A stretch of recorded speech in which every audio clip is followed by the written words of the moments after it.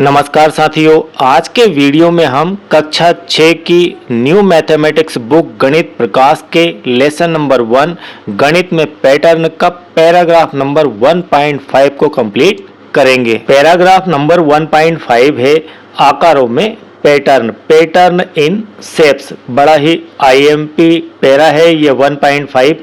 गणित में पाए जाने वाले अन्य महत्वपूर्ण और बुनियादी पैटर्न आकारों के पैटर्न हैं। अभी हमने पिछले वीडियोस में संख्याओं के पैटर्न और साथ में आकृतियों के पैटर्न देखे और आज हम इन्हीं पैटर्नों के आधार पर आगे बढ़ते हुए आकारों के पैटर्न देखेंगे।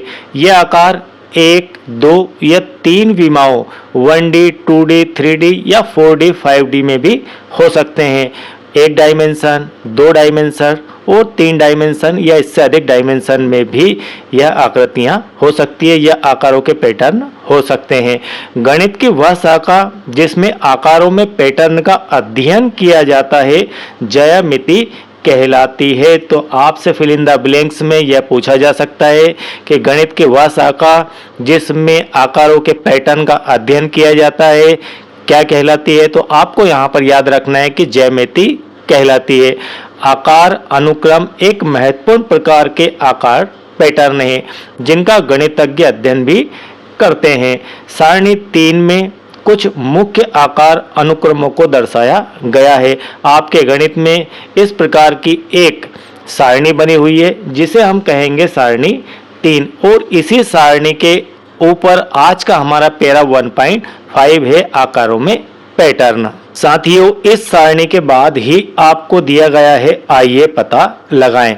आइए पता लगाएं में आपको 2 क्वेश्चन दिए गए हैं। इन 2 क्वेश्चनों के अंदर ही आपको सारा 1.5 पैरा आकारों में पैटर्न समझ में आ जाएगा। यहाँ पर आपको क्वेश्चन नंबर 1 दिया गया है। क्या आप सारणी 3 के प्रत्येक अनुक्रम में पैटर्न की पहचान कर सकते हैं? क्या आपको यहाँ पर सारणी के अंदर कुछ पैटर्न आकृतियों के रूप में दिए गए हैं, तो क्या आप इनकी पहचान कर सकते हैं, इनके अनुक्रम को पहचान सकते हैं?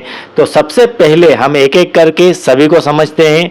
सबसे पहले आपको जो यहाँ पर दिखाई दे रहा है एक त्रिभुज है। त्रिभुज के बाद यहाँ पर चतुर्भुज है। त्रिभुज की यहाँ पर 3 भुजाएं दी गई है, 1, 2, 3। यहाँ चतुर्भुज के अंदर आपको 4 भुजाएं दिखाई देगी। इसी प्रकार से आप यदि आगे बढ़े तो आपको यहाँ पर पंचभुज दिखाई देगा। इसका अर्थ है कि इसकी 5 भुजाएं हैं यह वाला। इसके बाद आपको 6 भुजा वाला षटभुज, इसके बाद 7 भुजा वाला आपको सप्तभुज, नेक्स्ट है 8 भुजा वाला अष्टभुज, 9 भुजा वाला नवभुज और यह 10 भुजा वाला कहलाएगा आपका 10 भुज। तो यहाँ पर क्या हो रहा है, पैटर्न क्या है? यहाँ पर जो भी आकृति बन रही है वह +1 की साइड से बन रही है। साइड से अर्थ है कि एक भुजा उसके अंदर प्लस होती चली जा रही है। तो इसे हम कहेंगे नियमित या समबाहुभुज।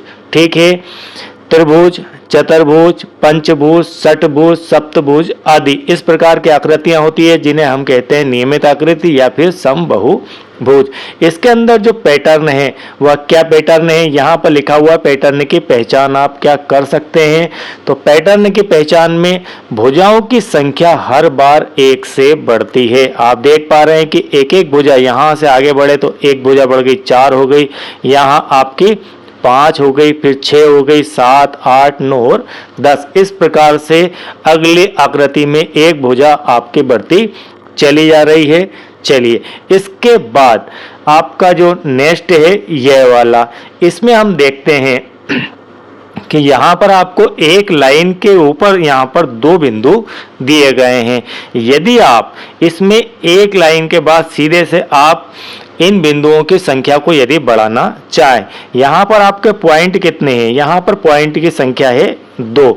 यदि आप पॉइंट को 3 करना चाहें, 3 पॉइंट करना चाहें तो एक यहाँ आ जाएगा, एक यहाँ आ जाएगा, एक यहाँ पर आ जाएगा। 3 पॉइंट को यदि मिला दें तो इस प्रकार से आपका एक त्रिभुज बन जाएगा। अब यहाँ पर पॉइंट की संख्या 3 थी, अब यहाँ पर पॉइंट की संख्या हम 4 कर लेते हैं। जब पॉइंट की संख्या 4 की तो इस प्रकार से आपका यह चतुर्भुज बन जाएगा और आप इसको इस प्रकार से, इस पॉइंट से आप इसको मिला दीजिए, इस पॉइंट से इसे मिला दीजिए और इसे मिला दीजिए, इस पॉइंट से भी इसे मिला दो, इसे मिला दो, हर पॉइंट से हर पॉइंट को मिलाना है। ठीक है, समझ गए? हर पॉइंट से हर पॉइंट को मिलाना है, कोई भी पॉइंट किसी पॉइंट से ज्वाइन ना हो ऐसा नहीं होना चाहिए। तो इसे हम कहेंगे K4। इसी टाइप से यहाँ पर 5 पॉइंट लिए गए हैं, 5 पॉइंट से 1 2 3 4 5। अब प्रत्येक पॉइंट से प्रत्येक पॉइंट को मिलाना, किसी एक पॉइंट को देख लेते हैं। मान लीजिए ये पॉइंट लिया, तो इस पॉइंट से आपने इसे मिला दिया, इस तरफ इसे मिला दिया, आप नीचे की तरफ इधर आ गए, आप इस तरफ आ गए, और कोई पॉइंट बचा क्या? कुल मिलाकर यहाँ 5 पॉइंट थे, तो 5 पॉइंट से आप मिलाएंगे 4 पॉइंट को, 1 2 3 4। ठीक है, इस प्रकार से यह जाल बन जाएगा, इसे हम कहेंगे K5। अब यहाँ पर इसी प्रकार से 6 पॉइंट से बनने वाली आकृति आपकी K6 कहलाएगी। K6 है तो प्रत्येक पॉइंट से अर्थ है कि इसमें 6 पॉइंट है, 6 पॉइंट है, इसका अर्थ है कि एक पॉइंट से आप कितने को मिलाएंगे? 5 को मिलाएंगे। तो एक ये यहाँ इधर मिला दिया, एक यहाँ मिला दिया और एक यहाँ मिला दिया, 1 2 3 4 5 पॉइंट को मिला दिया। इसी प्रकार से यह जाल पूरा कंप्लीट हो जाएगा। तो इसे कहेंगे हम पूर्ण ग्राफ या संपूर्ण आरेख। संपूर्ण आरेख को K2 से स्टार्ट किया जाता है, K2, K3, K4, K5 और इसी प्रकार आप आगे भी बढ़ सकते हैं। यहाँ पर जो पैटर्न है, शीर्षों की संख्या 1 बढ़ रही है, पॉइंट मान लीजिए उसे आप, बिंदु मान लीजिए, एक बिंदु आपका बढ़ रहा है और प्रत्येक शीर्ष को जोड़ने वाली रेखाएं एक पूर्ण ग्राफ बनाती है। मैंने बताया आपको जाल बनाती है। किनारों की संख्या भी उसी के अनुसार बढ़ती है, यदि पॉइंट बढ़ेंगे तो किनारों की संख्या भी बढ़ जाएगी। यहाँ पर 3 थे, यहाँ 4 हुए या 5 हुए, यहाँ पर 6 किनारे हो जाएंगे और नेक्स्ट K7 के अंदर 7 किनारे आपके 7 भुजाएं इसकी हो जाएगी। इसे हम कहेंगे संपूर्ण आरेख। चलिए, इसके बाद नेक्स्ट आपका यह वाला आता है और इसे हम कहते हैं स्टैक्ड वर्ग या फिर ढेरित वर्ग। हिंदी में इसे ढेरित वर्ग कहा जाता है। वर्गों को एक दूसरे के ऊपर रखा जाता है, जिसमें छोटे वर्गों की अतिरिक्त परतें होती है।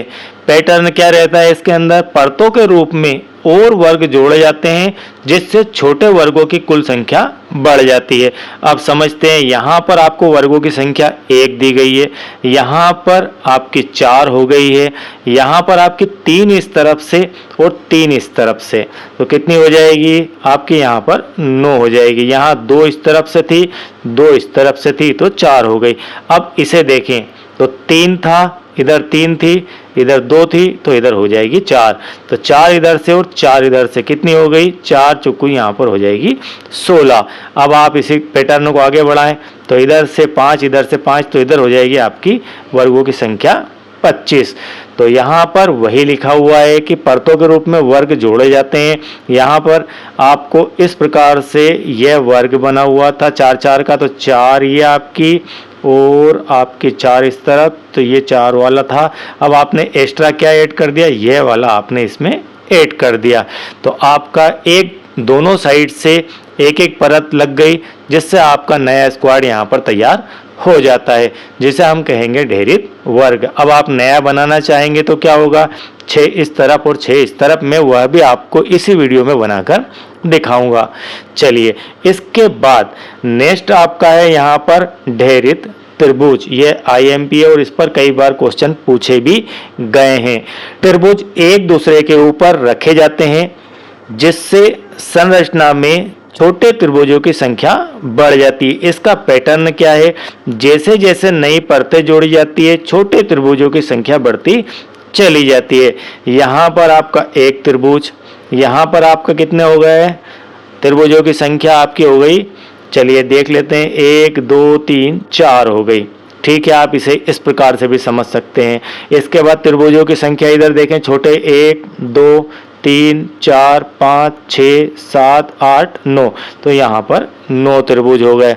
अब आप क्या होगा त्रिभुजों के नंबर ये बता सकते हैं, तो यहाँ पर हो जाएंगे 16, यहाँ पर हो जाएंगे 25 और नेक्स्ट में यदि इसी प्रकार से आप आगे बढ़ाएंगे तो हो जाएंगे त्रिभुजों के नंबर 36। चलिए 16 वालों को गिन देते हैं, 1 2 3 4 5 6 7 8 9 10 11 12 13 14 और ये 15 और ये 16। इस प्रकार से आपके हो गए यहाँ पर नंबर 16 और अगर इधर देखें तो आप 25 मिलेंगे।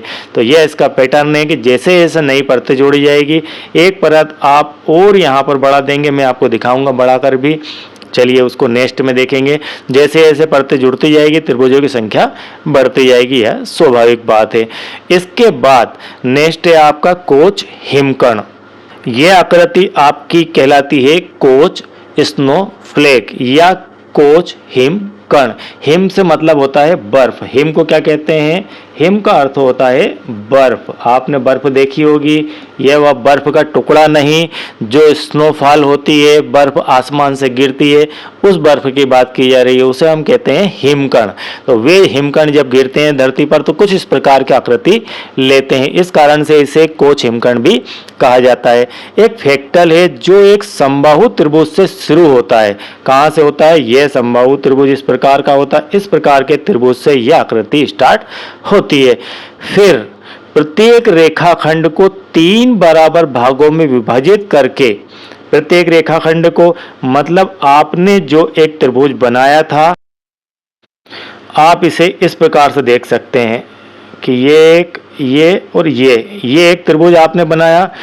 तो फिर प्रत्येक रेखाखंड को 3 बराबर भागों में विभाजित करके तो आपने इसे यहाँ से ब्रेक कर लिया, इसे यहाँ से ब्रेक कर लिया और इसे यहाँ से ब्रेक कर लिया, करके मध्य भाग पर एक समबाहु त्रिभुज बनाकर, ये हमने समबाहु त्रिभुज और बना लिए, बनाकर और मध्य भाग को हटाकर, तो ये मध्य भाग को हटा दिया, हटाकर यह आकृति को बनाया जाता है। चलिए मैं आपको इसे वापस से मिटा के दिखा देता हूँ। इस प्रकार से यह आपको दिख रहा होगा।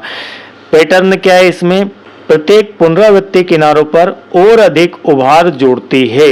तो ऐसे यहाँ पर एक उभार जुड़ी, इस प्रकार से इसमें और भी उभारें जुड़ती चली जाएगी, जिससे जटिलता और रेखाखंडों की संख्या बढ़ती जाएगी। ये थोड़ा सा कठिन पैटर्न है, इसे बनाना इतना आसान नहीं है। तो बाकी के पैटर्न आपको 1 2 3 4 प्रकार के पैटर्न, समबाहु, संपूर्ण आलेख, धैर्यित वर्ग और धैर्यित त्रिभुज, ये तो बिल्कुल क्लियर समझ में आ जाना चाहिए। यह भी हालांकि समझ में आ जाएगा।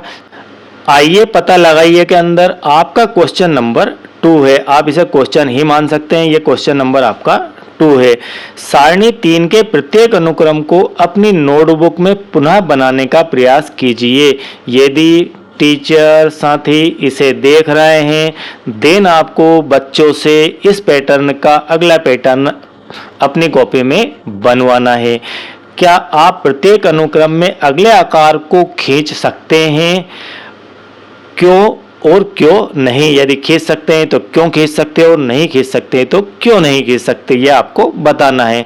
प्रत्येक अनुक्रम के बाद अपने शब्दों में उस नियम या उस पैटर्न की व्याख्या भी आपको करना है कि यह जो अगला चित्र बना है, अगला आकार बना है, यह किस पैटर्न के अंतर्गत आपने बनाया है, जिसके अनुसार उस अनुक्रम में आकार बन रहे हैं। यह आपका क्वेश्चन है। अब इन सब बातों का ध्यान रख के आपको आंसर इस प्रकार से लिखना है और लिखवाना है। अब यहाँ पर आपकी भुजाओं के नंबर 3 थे, यहाँ पर 4 हुए, यहाँ पर भुजाएं 5 हो गई है, ये इस प्रकार से 5 हो गई है। अब यहाँ पर कितनी भुजाएं हो गई? इसी प्रकार से देखें तो 1 2 3 4 5 और 6 भुजाएं हो गई, ये 7 हो गई, ये 8 हो गई, ये 9 हो गई, ये 10 हो गई। तो अब आप बताइए कितनी भुजा होगी? भुजाओं के नंबर होंगे 11 भुजाएं यहाँ पर हो जाएगी। चलिए मैं आपको दिखाता हूँ कौन कौन सी 11 भुजाएं। हम यहाँ पर आपको पेन चेंज करके दिखाते हैं। 1 2 3 4 5 6 7 8 9 10 और ये 11, ये 11 भुजाएं इसकी हो चुकी है। अब इसके अंदर पैटर्न क्या है? +1 +1 +1 +1, देन ये चलता जाएगा +1, इससे ये +1, तो 10 से 1 11 साइड इसकी हो जाएगी। तो 10 भुज के बाद, इस 10 भुज के बाद में अगली आकृति क्या होगी? 11 भुजाओं वाली होगी। नियम क्या बना है इसका? पैटर्न क्या बना है कि भुजाओं की संख्या में हमने 1 की वृद्धि करी है। इस लेसन का नाम ही है गणित में पैटर्न। आपको इस आकृति के अंदर भी गणितीय पैटर्न ही तलाशना है, गणितीय पैटर्न की ही खोज करनी है, उसे ही समझना है कि ये आकृतियां किस सीक्वेंस में, किस अनुक्रम में, किस पैटर्न में बदलाव कर रही है, किस पैटर्न के साथ आगे बढ़ रही है। तो इसका जो पैटर्न है वह प्लस वन साइड का पैटर्न है, एक भुजा प्लस इसमें हो रही है। चलिए इसी प्रकार से जो सेकंड वाला था हमारा उसे समझते हैं। K6 के बाद अगला पूर्ण ग्राफ क्या होगा? K7 होगा। ये आपका K2 है, ये आपका K3 है, ये आपका K4 है, ये आपका K5 है, ये आपका K6 है। तो नेक्स्ट आपका क्या होगा? आपका होगा नेक्स्ट K7। इससे बनेगा ये K7, ये आपका है K7। ठीक है, इसकी 7 साइड है, समझ गए, इसके 7 साइड है। अब इसको आपको कंप्लीट कैसे करना है? कंप्लीट ऐसे करना है कि कोई एक पॉइंट ले लीजिए, इस पॉइंट से आपको बाकी सारे पॉइंट को मिलाना है। अब आप इससे इसे मिला दीजिए। अब आपके पॉइंट कौन से हैं? ये है, ये है, यह है, यह है, यह है और यह है। आपने इसे इससे मिला दिया, इससे इसे मिला दीजिए, इससे इसे मिला दीजिए, इसके बाद इसको आप इससे मिला दीजिए, इसके बाद इसको इससे मिला दीजिए, इसके बाद इससे इसको मिला दीजिए। कितने सभी पॉइंट मिल गए। इस मेन पॉइंट से, इस पॉइंट से आपने स्टार्ट की, हम इसे कह सकते हैं मेन पॉइंट, इससे सारे मिला दिए। अब आप इस पॉइंट को मेन बना लीजिए और इससे सारे पॉइंट को मिला दीजिए। इसी प्रकार से यहाँ से आप यहाँ खींचेंगे, यहाँ के बाद आप यहाँ खींचेंगे, यहाँ के बाद यहाँ खींचेंगे, यहाँ के बाद यहाँ खींचेंगे और यहाँ के बाद यहाँ खींचेंगे। इस प्रकार से मिला दिया। फिर इससे आप इससे खींच दीजिए। इस प्रकार से आप करेंगे तो इस प्रकार का आपका जाल तैयार हो जाएगा। और इसका जो नियम है, एक और शीर्ष जोड़ें और प्रत्येक शीर्ष को अन्य शीर्ष से जोड़ना है। तो एक साइड आपको बढ़ाना है और जो साइड बढ़ेगी उससे सभी पॉइंट को जोड़ना है। ये इसका पैटर्न है। चलिए इसके बाद हमने ढेरित वर्ग का पैटर्न देखा था। अगली आकृति में मौजूदा संरचना के नीचे या चारों ओर वर्गों की एक अतिरिक्त परत होगी। नियम इसके अंदर बन रहा है कि संरचना का विस्तार करते हुए अतिरिक्त छोटे वर्गों के साथ एक और परत को जोड़ें। यहाँ पर 1, यहाँ पर 4, यहाँ पर आपकी 4 ये वाली आ गई, समझ लेना बात को आप। ये 4, यहाँ पर 1 ये वाली, 1 के बाद आप इस तरफ आए, 1 इसके बाद ये वाला है। तो यहाँ पर आपने क्या किया, इस 4 को इधर ये रखा, पूरा बॉक्स बनाया और ये आपने एक एक्स्ट्रा जोड़ दी। इसके बाद यहाँ 9 थी तो आपने यहाँ पर ये 9 वाली रख ली और 9 वाली के ऊपर इस पैटर्न से ये पैटर्न बना है। ठीक है, तो आपने एक और यहाँ पर प्लस कर दिया। 2 साइड आपने बना दी, एक साइड इधर से प्लस कर दी, एक साइड इधर से।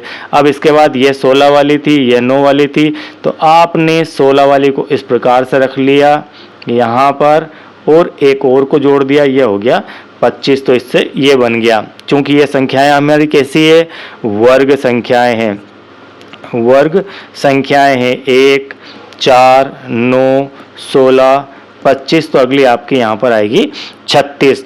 तो अब आप क्या करेंगे, अब आप सीधे सीधे यहाँ पर ये आपका 25 वाला ढेरित वर्ग है, इस ढेरित वर्ग में एक और इधर से जोड़ देंगे, एक इधर से जोड़ देंगे अतिरिक्त परत, देन आपके यहाँ पर बन जाएगी 36 वाली ढेरित वर्ग।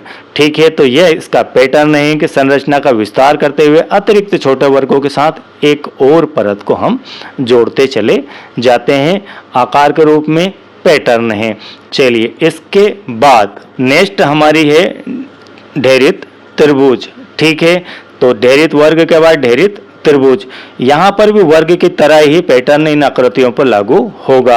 अगली आकृति के आधार पर त्रिभुजों की एक और परत होगी जिससे त्रिभुजों की कुल संख्या बढ़ जाएगी। स्वाभाविक सी बात है, यदि हम कुछ ऐड करेंगे त्रिभुजों के नंबर बढ़ जाएंगे। यहाँ पर नियम यह है कि एक बड़ी ढेरित संरचना बनाने के लिए त्रिभुजों की एक और पंक्ति को हमें जोड़ना होगा। ये आपका मोस्ट IMP पैटर्न है आकारों में। और साथियों, यदि आप चैनल के साथ नए हैं तो तुरंत ही सब्सक्राइब करके रख लेना ताकि नेक्स्ट वीडियोस के नोटिफिकेशन आपको मिलते रहें।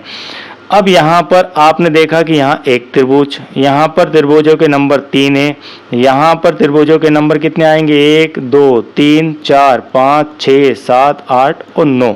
ठीक है, यहाँ पर आपके 4 है, सॉरी ये 4 है, इसके बाद ये 9 है, और यहाँ पर आएंगे 16 और यहाँ पर आएंगे 25 और यहाँ पर आएंगे नेक्स्ट में आपके 36। सेम टू सेम आपका यह पैटर्न ढेरित वर्ग वाला पैटर्न है। अब आपने क्या किया, ये आपके चार आपके यहाँ पर 1 2 3 4, तो ये वाला इस प्रकार से यहाँ पर आ गया। अब आपने ये बढ़ा लिया, ये समझ लीजिए।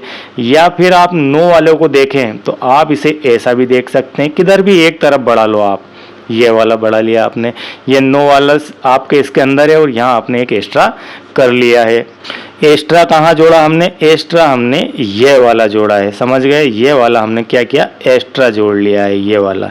देन आपको यहाँ पर 16 नंबर आ गए। इसी प्रकार से यदि 16 को आप देखें तो ये 16 आपका यहाँ पर आ जाता है। अब 16 में आपके ये त्रिभुज बढ़े 1 2 3 4 5 6 7 8 और 9। देन आपका यहाँ पर ये वाला भाग अगर प्लस कर दें आप तो आपको यहाँ पर इनके नंबर हो जाएंगे 25। अब इसी प्रकार से आपका जो 25 वाला पार्ट है वह ये वाला पार्ट है, और इस पार्ट में इसे आगे यहाँ पर इस प्रकार से बढ़ाना है। कैसे बढ़ाएंगे आगे, चले बढ़ा कर दिखा देता हूँ मैं आपको। यहाँ से ऐसा बढ़ाया, यहाँ से ऐसा बढ़ाया, यहाँ से ऐसी लाइन खींची, इसके बाद इस लाइन को यहाँ पर खींच दो, इस लाइन को यहाँ खींच दो, इस प्रकार से कर दिया, इसे ऐसा कर दीजिए, तो आपका यहाँ पर कंप्लीट डायग्राम हो जाएगा। इस प्रकार से आप 36 त्रिभुज वाला ढेरित त्रिभुज बना सकते हैं। चलिए, इसका पैटर्न भी आपको समझ में आ गया होगा, या आकृति भी समझ में आ गई होगी। क्वेश्चन हमारा यही था कि आपको जो सारणी 3 में आकृतियां दी गई है उसकी नेक्स्ट आकृति आपको बनाना है। अब आपका यहाँ पर लास्ट है, अगली आकृति में अधिक जटिल और छोटे त्रिकोणीय धक्को होंगे। ये हमारा है कोच हिमकर्ण का, ये क्या है आपका कोच हिमकर्ण जिसे हम कहते हैं, ये आपका कोच हिमकर्ण है। तो अगली आकृति में अधिक जटिल और छोटे त्रिकोणीय धक्को जैसे बर्फ के टुकड़े के प्रत्येक तरफ जोड़ेंगे। नियम यह है, इसका पैटर्न ये रहेगा कि प्रत्येक रेखाखंड को 4 छोटे खंडों में बदल दिया जाता है, जिससे खंडों की कुल संख्या बढ़ जाती है। तो यहाँ पर इस प्रकार से था, ठीक। अब इससे ऐसा बन गया, आप इसको इस प्रकार से भी समझ सकते हैं कि यहाँ पर आपने इसको हटा के एक प्लस यहाँ पर कर लिया है, ठीक है। अब आपने क्या किया, और आगे बढ़े आप, आकृति सेम पैटर्न वाली आपकी चलेगी। ये आप इसको ऐसा समझ सकते हैं, आपने पहले इसको 1 बढ़ाया, फिर इसमें आपने इस प्रकार से आगे बढ़ाया पैटर्न। तो थोड़ा सा मुश्किल पैटर्न है लेकिन ज़्यादा कठिन नहीं है, ठीक है। तो इस पैटर्न से आप इस प्रकार के पैटर्न आगे बनाते जाएंगे और यह वाला पैटर्न आपका बन जाएगा, और इसके बाद भी पैटर्न आपको मिल जाएंगे। तो आप देख लीजिए बड़े ही ध्यान से कि इसमें आपको यहाँ पर 1 2 3 पॉइंट थे, यहाँ पर पॉइंट के नंबर बढ़ रहे हैं, इस अनुपात में ही आप बढ़ाते चले जाएंगे। पैरा 1.5 आकारों में पैटर्न कंप्लीट होता है। इसके बाद एक और वीडियो रहेगा हमारा, जिसके अंदर हम पैरा 1.6 को पूरी तरह से कंप्लीट करेंगे, और वह भी एक आईएमपी पैरा है। और इस प्रकार से यह आपका गणित प्रकाश लेसन 1 गणित में पैटर्न कंप्लीट हो जाता है। और साथियों, आप समस्त वीडियो एक साथ यदि देखना चाहते हैं, आपको नहीं मिल रहे हैं, देन आप इस वीडियो के नीचे डिस्क्रिप्शन में प्लेलिस्ट की लिंक दी गई है, वहां से उन सारे वीडियोस को देख सकते हैं, समझ सकते हैं, और सारे एक साथ आपको देखने को मिल जाएंगे। और आप को यदि ये वीडियोस बेहतर लगते हैं तो आप लाइक ज़रूर कीजिए और कमेंट करके बताइए कि आपको कैसे लग रहे हैं। इन वीडियोस के बाद में आप और भी पूरा मैथमेटिक्स कंप्लीट यदि करना चाहते हैं तो मैं आपके कमेंट और आपके लाइक का इंतज़ार करूंगा, उसके बाद ही आपको नेक्स्ट पार्ट देखने को मिलेंगे। Thank you very much.